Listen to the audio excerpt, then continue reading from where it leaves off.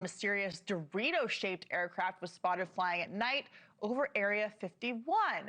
But we have the man who spotted it, Anders Otteson of Uncanny Exhibitions, also joining us, theoretical physicist Dr. Michio Kaku, and former investigator of UAPs for the UK Ministry of Defense, Nick Pope. So, Nick, let's start with you.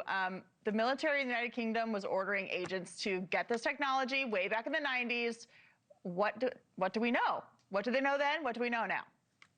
Well, this came from a declassified Ministry of Defense file, and I was actually one of the people involved in some of this documentation. And we didn't know any of this was extraterrestrial for sure, but we said, just to cover our bases, look, if it is, we could use that technology, because obviously we would want something like that.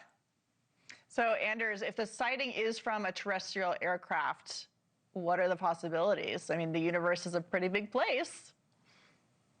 Yeah, I mean, the particular aircraft that I filmed, I firmly believe it to be, an advanced classified military aircraft. You can tell by the fact that it leaves a contrail that it's not necessarily using one of these exotic propulsion methods that you might think of. Now, that said, I do firmly believe it is, something classified, and that could potentially relate to some of these programs involving, reverse engineering and things like that we hear about. Dr. Kaku, given all the information about this new sighting around Area 51, what do you think are some of the credible explanations? Well, I'm a physicist, and we want to be able to categorize this thing as a close encounter of the first type, second type, or third type. A first type encounter is basically when you see something, you don't touch it, you simply see the thing maneuver. And when a close encounter of the second type is when you can actually touch it. You can actually see it maneuver, touch it, and understand where it comes from.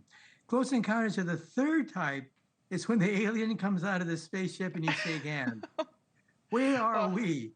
We're at close encounters of the first type right now. We're not touching the thing. We're not interacting with it. We're simply Googling it with our radars, and hopefully that we get some debris from it. But right now it's close encounters of the first type. We simply don't know where it came from or what it's doing here. Well, and we're watching it now on our screen. It looks almost like a B-52 bomber or a Dorito shape flying through the sky. So we don't know, but we can watch it. Nick, you've suggested one possibility is that this is a secret prototype for an aircraft or some kind of drone. There's lots of different technologies tested at Area 51. Do you have a prediction about where this technology is going? Well, at any given time, that there's tech out there, 10, 15, 20 years ahead of anything that's publicly declared. So yes, absolutely, this could be some next generation prototype aircraft or drone. Hopefully it's ours and not an adversary spying on things that we're developing at Area 51. But Area 51, we know from history is a place where many of the US government's most remarkable pieces of aviation technology are tested and developed. The U-2, the SR-71 Blackbird, and more recently Stealth. So this could be something exciting, but not necessarily alien, though that would be fun. Anders, so what we're watching is the video that you shot, and you do this often when you see these things flying through the sky, but does this one have any different features? How is it different from the footage that you've captured in the past? How does it compare, or does it not? Is it just kind of similar to what you've already seen? Well, yeah, as you said, I spend quite a bit of time out in the desert, not only at Area 51, but also some of these other defense sites out in the desert that are critical to aircraft development. And I'll bring all manner of different kind of camera gear when I go out. In this case, I'm shooting in the infrared spectrum, so that's why you have the black and white look to the footage. What you're seeing is white hot and black cold, so you can see the aircraft is hot, which would make sense. This is unique in terms of what I've filmed before. I haven't filmed something quite like this.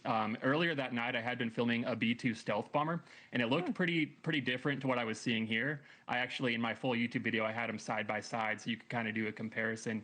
But yeah, I would say that this is pretty unique, and it actually lines up with some reports that I've received from viewers of equilateral triangle-shaped aircraft flying over the Mojave Desert. So I've been kind of doing a little bit of an investigation, trying to verify some of those reports. Dr. Kaku, what's your assessment of what he's saying about this being different than what he's seen before? What's the scientific explanation for it? The closest we can come to this is the X-47B. The X-47B was canceled in the year 2014, but it has all the capabilities shown here in this diagram. Now, it was replaced. It was replaced by the MQ-25 Stingray. And so we do have an operational jet very similar to this. It is unmanned, it is automatic, and it obeys the same laws of physics as what we see here. So in other words, either it is a visitor from another planet, or it's simply a prototype, the MQ-25 Stingray. Nick, real quickly, do you think it's a visitor from another planet or some kind of military vehicle? Probably military. I think the DOD might know. Hopefully someone in Congress will ask them, but they'll probably just get a no comment. Yeah, no comment is what they say lots of the time. Anders Otteson, Nick Pope, and Dr. Kaku, thank you so much. Hope to see you again to talk about this issue. Thank you. Thank you. Thank you for watching. Subscribe below and download our NewsNation app right now on your phone, and you will get fact-based, unbiased news for all Americans.